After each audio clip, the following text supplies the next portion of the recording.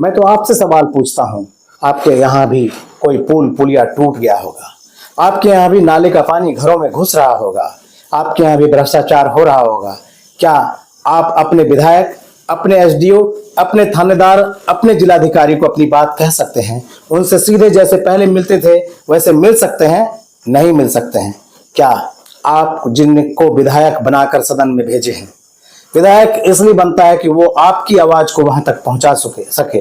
क्या अगर कोई विधायक, कोई मंत्री आपके क्षेत्र का है, क्या भरत तिवारी के क्षेत्र का है, तो उसने ये सवाल उठाया है कि भरत तिवारी को न्याय मिलना चाहिए, इनकाउंटर गलत हुआ है। जाति में मत बटिए, आपको आवाज उठानी होगी। मेरे क्षेत्र के कुछ लोग, मैं चुनाव लड़ता हूं, मैं चुनाव इसलिए लड़ता हूं कि चुनाव लड़ने के लिए नेताओं के सामने, उनके परिवार के सामने कोई नहीं आते थे। पत्रकार के रूप में कम्युनिस्ट पार्टी ने टिकट दिया तो मैं सामने आ गया, मैं चुनाव लड़ता हूं। अभी इस बार के चुनाव के बाद, हारने के बाद, कुछ गांव के लोग मेरे पास आए, एक बार आपको विधायक के रूप में देखना चाहता हूं, आपको अच्छी पार्टी से आ जाना चाहिए। मैंने पूछा, अच्छी पार्टी इस समय सबसे ज्यादा तो बीजेपी है।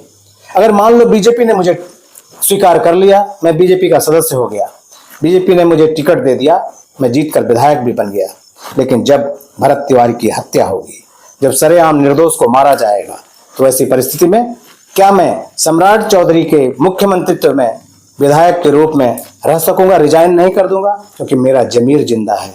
तुम बताओ कि मैं किस पार्टी में चला जाऊं? वो कोई उत्तर नहीं दे सके। यकीन मानिए, अगर विधायक अपनी कुर्सी, अपनी मंत्री पद की कुर्सी को नहीं बचा रहा होता तो वो सच बोल सकता था, लेकिन सच बोलने के बाद उसकी कुर्सी चली जाएगी, सत्ता चली जाएगी। जनता से भला उसको क्या लेना देना है? जमीर को मारते रहो, भरत तिवारी की हत्या को नंगी आंखों से देखते रहो, कुर्सी की मलाई खाते रहो।